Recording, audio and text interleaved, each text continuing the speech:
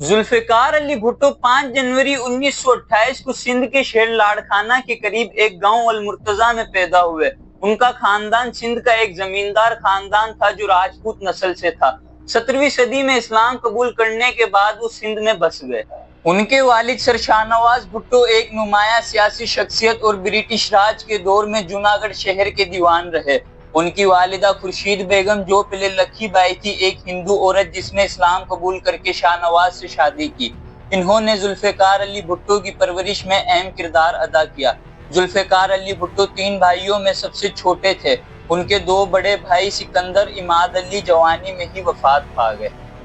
बचपन में जुल्फिकार अली भुट्टो को एलीट तालीम के मौके मिले। उन्होंने अपनी इब्तदाई तालीम मुंबई के Cathedral and John Connon School से हासिल की।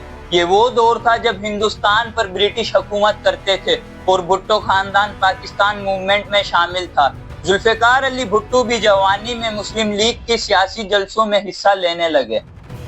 1947 में जब पाकिस्तान बना, जुल्फिकार अली भुट्टो की उम्र 19 साल थी। उन्हें यूनिवर्सिटी ऑफ साउथर्न कैलिफोर्निया में दाखिला मिला, जहां उन्होंने सियासी इल्म जैसे पॉलिटिकल साइंस में दिलचस्पी ली।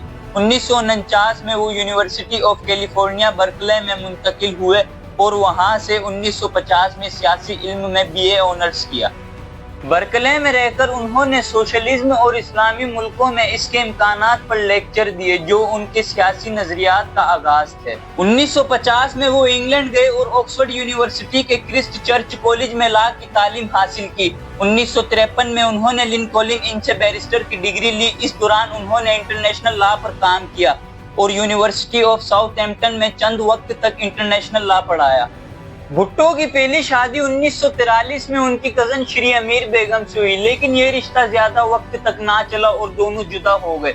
1951 में उन्होंने नुसरत इस्फानी, जो एक ईरानियन कुर्दिश खातून थी, उनसे शादी की। इस शादी से उनके 4 बच्चे हुए। बेनजीर 1953, मुर्तजा 1954, सनम 1957 और शाहनवाज 1958 में पैदा हुए। 1953 में पाकिस्तान आने के बाद जुल्फिकार अली भुट्टो ने कराची में कानून की प्रैक्टिस शुरू की और सिंध मुस्लिम कॉलेज में कानून पढ़ाया। 1957 में उन्हें पाकिस्तान यूनाइटेड नेशन के वफाद का रुकन बनाया गया, जहां उन्होंने अपनी डिप्लोमेटिक सलाहियतों का मुजाहिरा किया। 1958 में जब जनरल अयूब खान ने मार्शल लॉ लगाया, भुट्टो को कॉमर्स मिनिस्टर बना दिया गया। ये उनके सियासी सफर का पहला बड़ा कदम था। 1958 से 1966 तक उन्होंने अयूब खान की हुकूमत में मुखालिफ वजारतों में काम किया, जिनमें कॉमर्स, इत्तलात, सनत और फॉरेन अफेयर शामिल है। 1963 में जब वो वजीर खारिजा बने, उन्होंने पाकिस्तान खारिजा पॉलिसी को नई सिमत दी। उन्होंने चाइना के साथ करीबी ताल्लुकात इस्तवार किए, जो उस वक्त दुनिया में तनहा था, क्योंकि ज्यादातर मुल्क ताइवान को चाइना की हुकूमत के तौर पर तस्लीम करते थे। भुट्टो ने उनमें चाइना की हिमायत की और पाकिस्तान के लिए सोवियत यूनियन के साथ भी ताल्लुकात बेहतर किए। 1965 की पाक भारत जंग के बाद तशकेंत डिक्लेरेशन पर उनका इख्तलाफ अयूब खान से हुआ, क्योंकि उन्होंने इसे पाकिस्तान के लिए नुकसानदेह समझा। इस वजह से उन्होंने 1966 में वजारत से इस्तीफा दे दिया।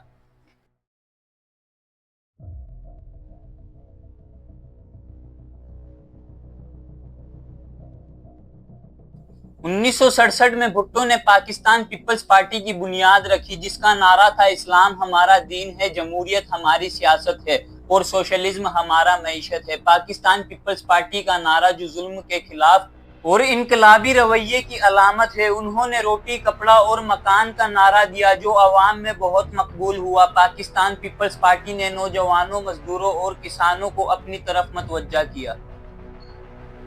1968 में अयूब खान ने भुट्टो को गिरफ्तार कर लिया, लेकिन उनकी तहरीक और मजबूत होती गई। अवामी दबाव के बाद अयूब खान ने मार्शल लॉ हटा दिया और भुट्टो को रिहा कर दिया। 1970 के इंतखाबात पाकिस्तान के पहले जमहूरी इंतखाबात थे। पाकिस्तान पीपल्स पार्टी ने वेस्ट पाकिस्तान में बड़ी कामयाबी हासिल की, जबकि ईस्ट पाकिस्तान में शेख मुजीबुर रहमान की अवामी लीग ने जीत हासिल की। भुट्टो ने अवामी लीग के साथ हुकूमत बनाने से इनकार कर दिया, जिसके नतीजे में सियासी बहरान पैदा हुआ। ये बहरान 1971 में जंग में तब्दील हो गया। اور بھارت کی مدد سے ایسٹ پاکستان الگ ہو کر بنگلہ دیش بن گیا۔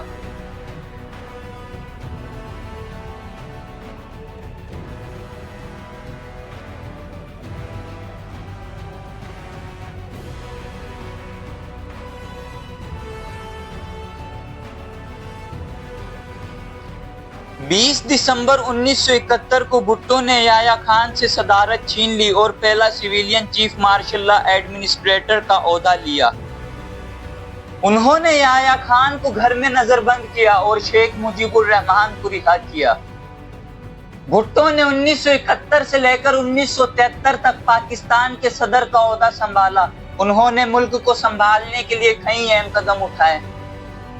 قومی ملکیت 1972 میں انہوں نے تمام بڑی انڈسٹریز، بینکس اور انشورنس کمپنیز کو قومی ملکیت میں لیا، جسے انہوں نے اسلامی سوشلزم کہا۔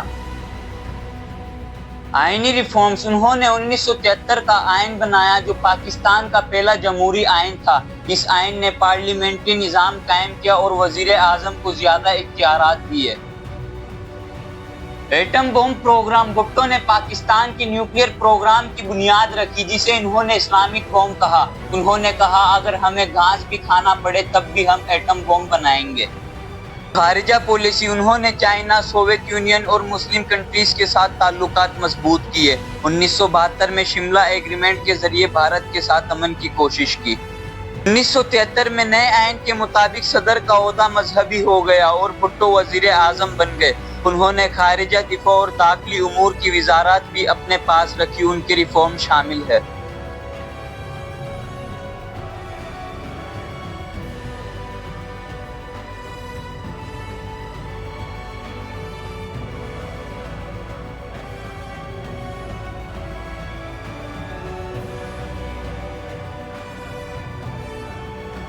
زراعتی ریفارم، زمینداری نظام کو ختم کرنے کے لیے زمین کی تقسیم کی حد مقرر کی۔ تعلیمی ریفارمز، تعلیم کو مفت اور لازمی کرنے کی کوشش۔ اسلامائزیشن، 1974 میں احمدیوں کو غیر مسلم قرار دیا گیا، جو ایک عمدہ سیاسی فیصلہ تھا، لیکن اس پر تنقید بھی ہوئی۔ عوامی خدمت، بھٹو نے عوام کے لیے روٹی، کپڑا اور مکان کے وعدے کو پورا کرنے کی کوشش کی، لیکن معیشتی مسائل اور دھاندلی کے الزامات نے ان کی حکومت کو نقصان پہنچایا۔ 1977 کی الیکشن میں پاکستان پیپلز پارٹی نے بڑی جیت حاصل کی، لیکن اپوزیشن نے دھاندلی کے الزامات لگائے۔ پاکستان نیشنل الائنس نے تحریک شروع کی، جس کے نتیجے میں جنرل ضیاء الحق نے 5 جولائی 1977 کو مارشل لا لگا کر بھٹو کی حکومت کا خاتمہ کیا۔ بھٹو کو گرفتار کر لیا گیا۔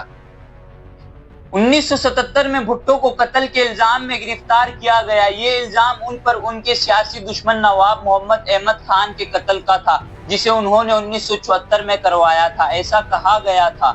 لاہور ہائی کورٹ نے 18 مارچ 1978 کو انہیں سزائے موت سنائی۔ 4 اپریل 1979 کو راولپنڈی سینٹرل جیل میں انہیں پھانسی دی گئی۔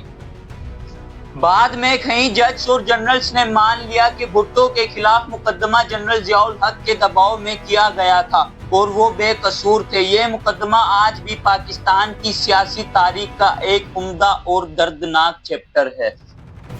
ذوالفقار علی بھٹو پاکستان کا گھمنڈ اور پاکستان کا غرور تھے، مگر افسوس میں اس سے آگے کچھ بھی نہیں کہہ سکتا۔ ملتے ہیں ایک نیکسٹ ویڈیو میں ایک نئے راز کے ساتھ، تب تک کے لیے اللہ حافظ۔